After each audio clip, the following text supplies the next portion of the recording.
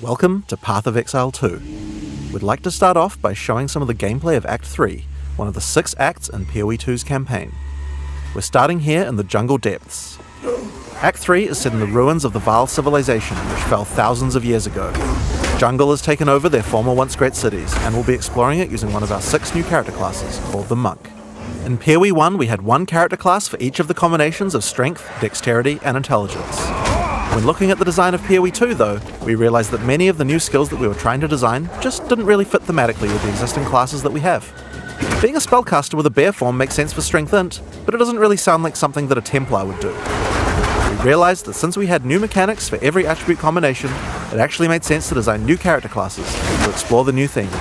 In PoE 2, every attribute combination has 2 classes associated with it. Strength Int has the Templar or the Druid, on Dexterity you have the Ranger or the more spare-focused Huntress, and on Dex Int you have the Shadow and the Monk, which Mark is playing here. Each class has its own 3 ascendancies that let you further specialise the class in the way that only that class has access to, but they both start at the same location in the passive tree. The quest rewards you're offered on the 2 variants are tailored to the class, but of course this is PoE. You can still mix and match anything to your heart's content.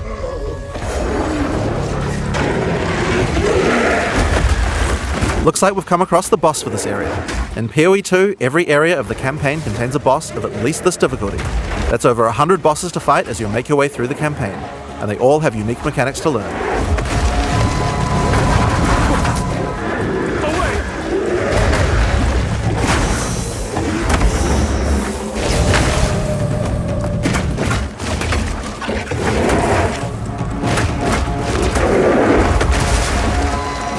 As you've seen from watching Mark fighting, the melee combat in PoE 2 has a very different feel than before.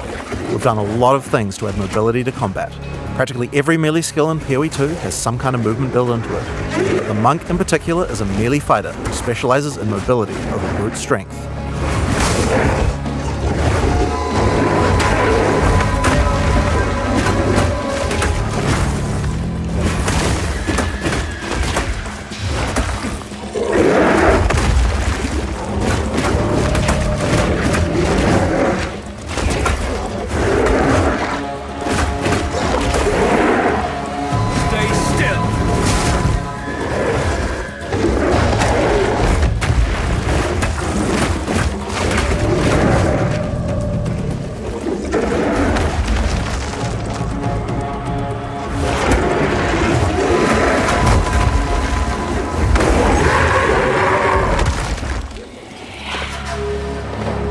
So, as Mark has been playing, you might have noticed these blue markers over enemies. Mark has a skill equipped called Killing Palm. Whenever an enemy has a blue indicator over it, it means that the monster has low enough life to cull with Killing Palm. Successfully executing the cull will give you a power charge. This is an important skill for the Monk, since many of his skills interact with power charges.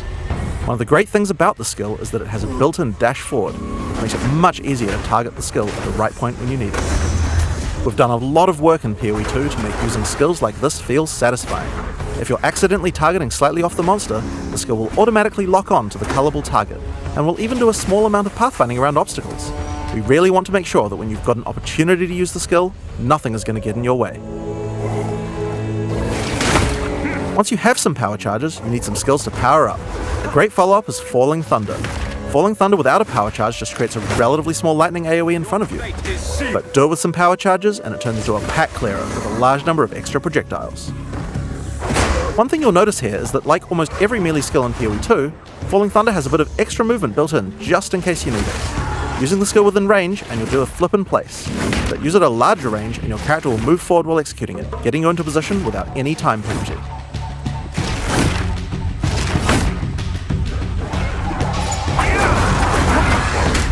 In PoE 2 you also get a short period to redirect your target. Notice how you can start the skill facing one way, then whip the mouse sideways to land the skill in a different direction? In order to get power charges, you're going to first need to get some lower life monsters into a cullable range. You've got a few options. If you want to charge right in, Whirling Assault is a good option. It doesn't do much damage per hit, but it covers a lot of ground. And notice how you can turn as you do it? Generally speaking, you never lose control of your character in PoE 2. If you make a turn at the right time, you can get a couple of extra hits in on the monsters, getting them into range of your cull. Follow up with a Killing Palm, then finish off the rest of the pack with your Falling Thunder.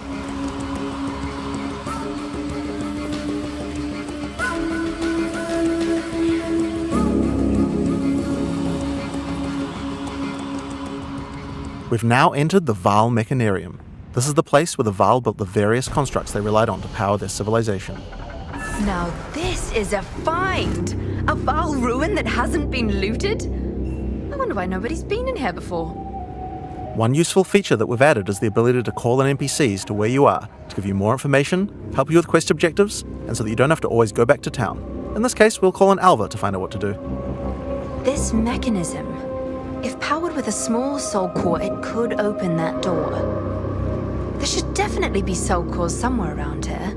They had to power these constructs somehow.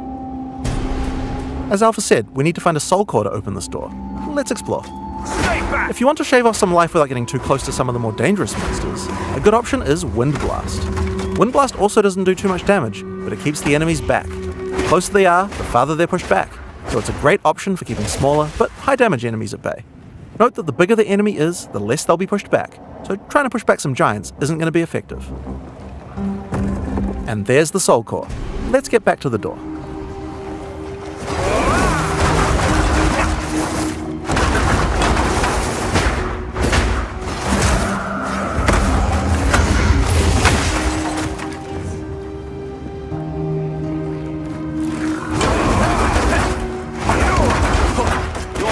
Is sealed.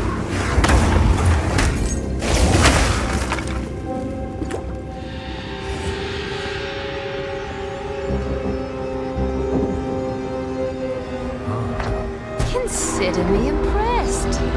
I'll keep investigating in here. Bring me in if you find anything else. If you need to defeat tougher enemies, it might be time to break out some of the ice skills in the monk's arsenal. Glacial Cascade creates a wave of ice that moves slowly in front of the player. It's pretty ineffective against fast-moving monsters because most of the damage occurs right at the end of the wave, and so a lot of monsters will just walk right by it. But if you can find a way to make a monster stop at just the right place, it can be very effective. In order to do that, you probably want to freeze monsters. The monk has a few different tools to do this. A fairly simple option is to get right in the monster's face with Ice Strike. Ice Strike doesn't do too much damage on the first 2 hits, but attack 3 times in sequence and you can get off a combo that has a much higher chance to freeze. Get in there with that freeze, then roll back and finish the job with a Glacial Cascade. Now, remember how Glacial Cascade had that extra damaging spike at the end? If you've hit a frozen enemy with that spike, it shatters the ice on the enemy and does a devastating amount of damage. Oh yeah, I just casually mentioned rolling back before. Did I forget to mention that in PoE 2 we added a dodge roll to every character? Just press spacebar at any time to roll. There's no cooldown, no limitations. It even has a bit of built-in pathfinding so you don't get stuck on things. When you dodge roll, you're not invulnerable. If something hits you, you're going to feel it, but most things will not hit you. That's because while rolling, projectiles and melee strikes will always miss. You'll have to roll out of the way of a slam that has AoE, but anyone swinging a sword or throwing a fireball is going to miss. Now, another really important function of the dodge roll is that it lets you cancel out of almost any skill at any time. This makes it so you don't feel like you're getting stuck doing a long animation when something is about to hit you. It really changes how skills with longer attack and cast times play, and it makes dodge roll feel like a very reliable way to avoid attacks. So, that's one way to get out of the way of damage, but the monk specializes in mobility, so it makes sense that he would have a few more. Wave of Frost is one of our new attacks with a retreat built right in. You move backwards and throw out a cold attack with a significant freeze. The great thing about this is it puts you at a good distance to follow up with Glacial Cascade and do a whole pile of damage. Hey look, another soul core.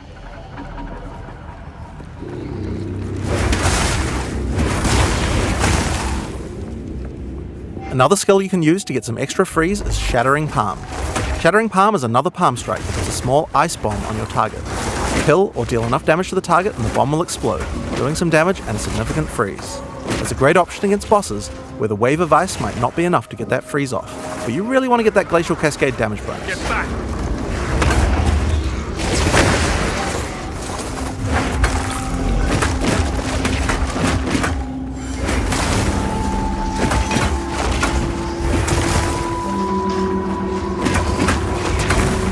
Face your demise. The final skill we're going to show you today is Flicker Strike. It's a monk skill now, and another skill that consumes power charges. If you've played PoE 1, you'll know what to expect. It's a great finisher for tough boss fights, and it looks pretty impressive too. Face your demise.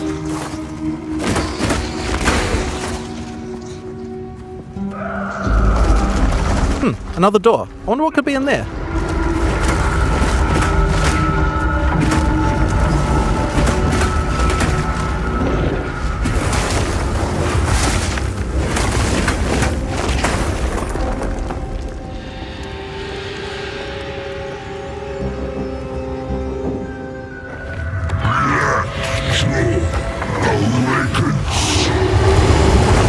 In order to take down this boss, we're going to need all the tools in the monk's arsenal, especially the combo of Freeze and Glacial Cascade.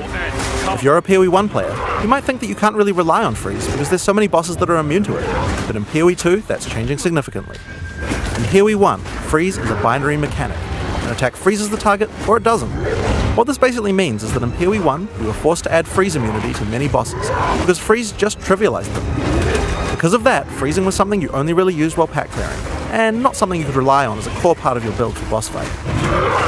In PoE 2 though, all crowd control mechanics now have internal meters that allow you to build up to a freeze or stun, or whatever other CC mechanic you might be using.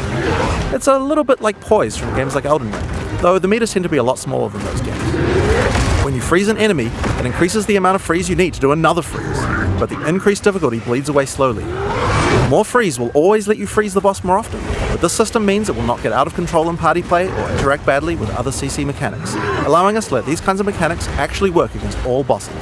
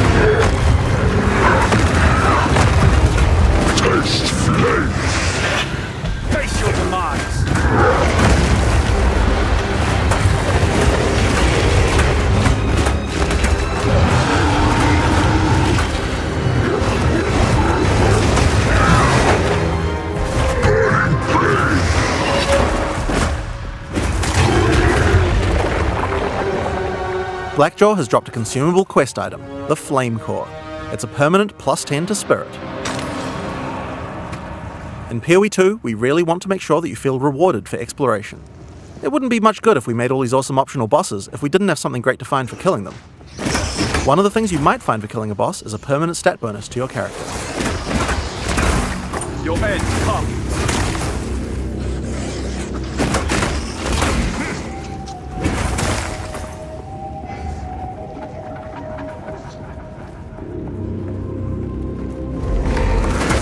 Your fate is sealed.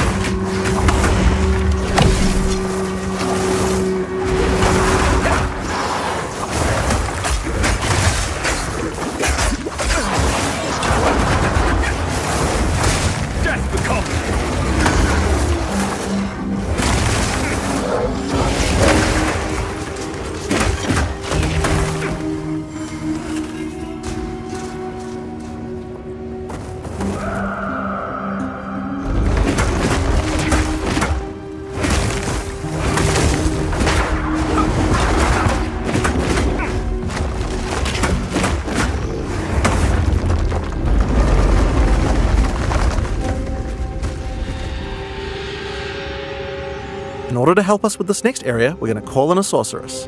Mark's friend Octavian is going to send a friendvite, which we're going to accept, and then they can play together. The Sorceress is the new intelligence-focused character in PoE 2. While the Witch focuses more on occult magic and summoning, the Sorceress is themed around pure elemental destruction. Let's have a look at how she plays. All the vaunted technology of the Val, and look where it got them. Dead and buried. This is the largest soul core I've ever seen. With this, we could power the canal systems. But it isn't charged. There is still latent energy in this machinarium from its ancient operation. These lines in the stonework should lead to generators. You might need to find some more soul cores to spin them up, but everything looks to be in surprisingly decent condition. Maybe the golems have been maintaining it. In any case, it should still function. We'll have to remove that large core from the wall, of course, but that shouldn't be a problem. We have some skills here that you'll probably recognize if you've played PoE 1 before, but they feel a bit different to play now. Spark is great in these tight passages since it bounces around. We've added a Pierce support gem to really allow it to hit an entire room of targets. For a more single target focused skill, Arc is a good choice. It does more damage to the first target you hit.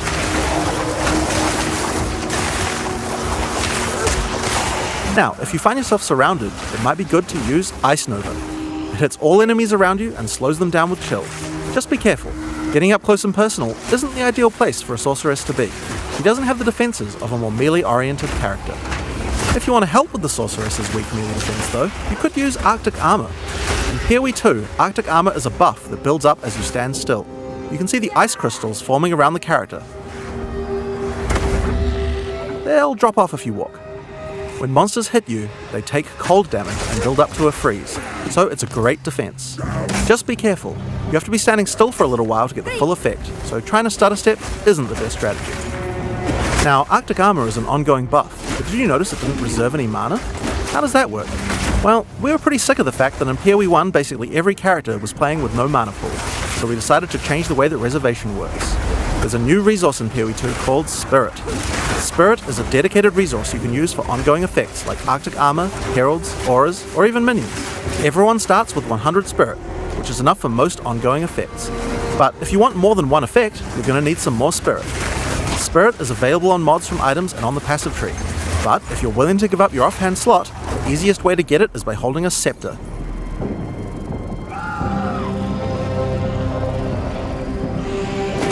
Now, if you want to increase the cold damage you're dealing, you can use a Frost Bomb. It places a bomb on the ground that reduces the enemy's cold resistance while it's ticking down. It's a great opportunity to use some cold skills before it explodes. And speaking of cold skills, a great skill to use on monsters with the slower cold resistance is Comet. This is a new skill in PoE 2, and it hits pretty damn hard. It costs a lot of mana and has a really long cast time, but it's worth the wait. It does a devastating amount of damage. To help get you out of danger, your character moves back slightly as it casts. It's pretty hard to hit a fast-moving opponent, but it's great on tougher enemies that stand still, or even a larger pack if you're further away and can predict where they're going to move. Now, if you run out of mana casting too many of those, I guess in an emergency you could cast your free-to-cast Fireball. Where did that come from, you ask? Well, this is a great opportunity to explain the way we've changed caster weapons in PoE 2.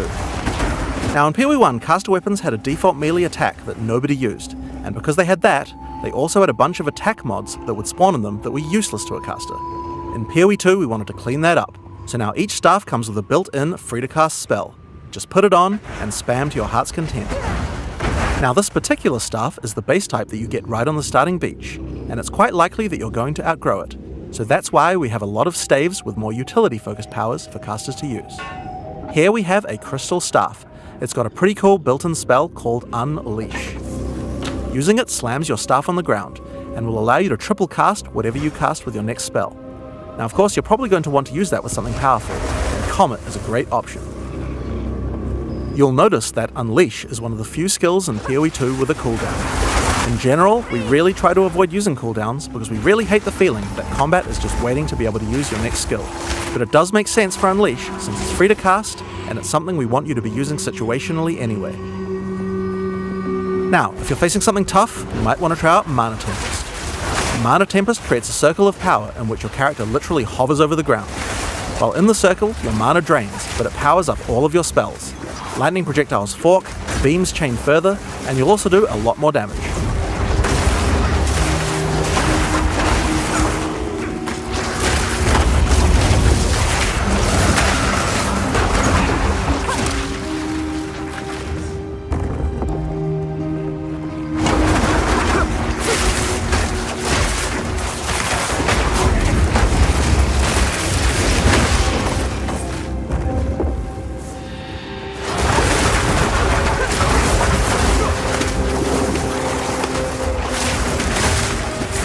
So with all of these skills, here's a great combo to try. First, cast Frost Bomb to reduce the target's cold resistance. Then use Mana Tempest to increase your damage. Follow up with Unleash, and then triple cast the Comet to do a truly insane amount of damage.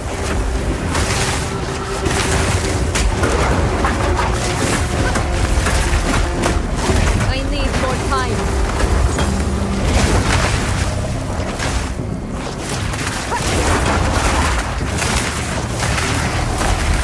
This rare monster dropped an uncut gem. This is a good opportunity to talk about how skill gems drop in PoE 2. Instead of dropping specific gems, you can find uncut gems. Just right-click on them and pick whatever skill you want. The gem will come pre-leveled to the level of the area that dropped it, so it's a lot easier to change between skills in PoE 2. This time, I think it might be cool to grab one of our meta gems. Meta gems are skills that can have other skills socketed into them, changing how they work. In this case, we're going to select Cast on Shock. Now, let's equip this thing in the skill screen and choose a spell to trigger with it. I think Comet might be fun. Because Cast on Shock reserves Spirit, we'll need to first disable our Arctic armor. We have to decide if we'd rather have the extra defense or the extra offense of the Cast on Shock using our Spirit. In PoE 2, trigger gems use a system of filling up cast time on each trigger. Basically, if a skill has a short cast time, then we'll trigger it really often. If it's got a long cast time, like this Comet here, it will take a lot longer to trigger. You can see up the top left that there's a counter that says how far it is until your next trigger. And there you are. Using Cast on Shock, we'll automatically cast Comet whenever we're using our lightning skills.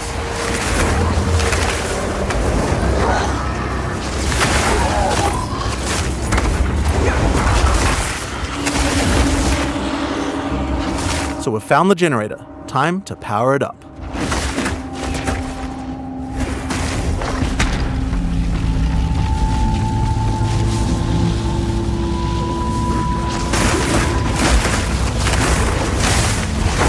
Power is restored to the Mechanarium, all the constructs are coming back to life. We'll need to fight them on the way back to the charged Soul Core. One thing that PoE 1 players might have noticed is that this character has both ice and lightning spells. That's pretty inefficient, isn't it? It's a big no-no for most builds, because any specialization into cold or lightning isn't going to affect the other element. And generic elemental damage increases are not going to be as powerful as focusing on a single element.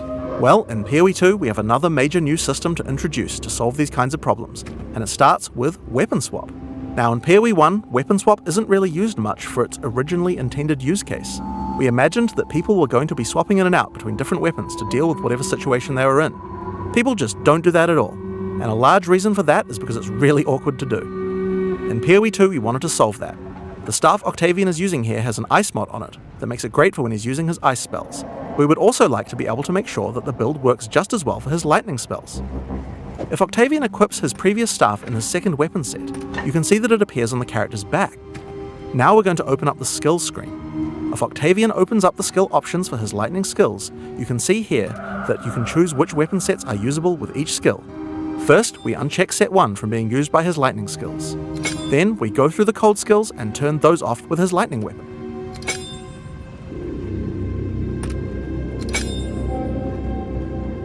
Now, when we use Spark, the character will automatically switch to the lightning staff on his back, and then use the skill. When Octavian uses Ice Nova, his character automatically switches over to his ice staff before using it. Figure each skill for which set to use, or both if you don't mind which.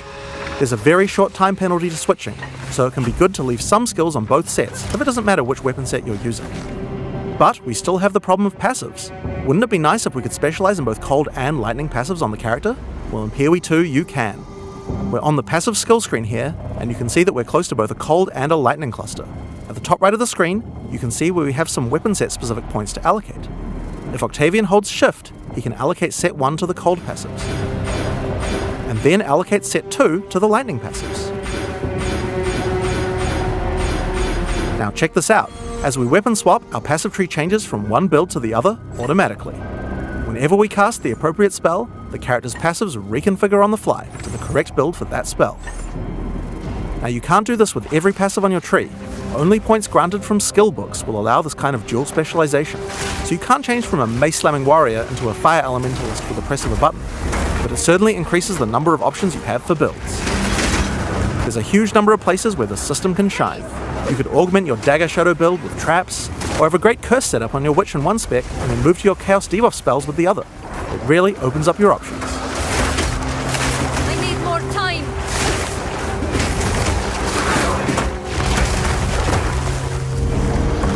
Another fun meta gem to try out is called Barrier Invocation. This works a little bit like the trigger gem I talked about before, but this one charges up as your energy shield is hit by monsters. I think we might like to put an Ice Nova in this one. The more energy shield you lose, the more charge builds up until the point where you're able to cast the skill you socketed instantly. Lose some energy shield, and then at just the right time invoke Ice Nova to cast all the stacked up versions in one cast. If you keep losing shield, you'll build up even more charge for even more casts, so it's a great defensive option in an emergency.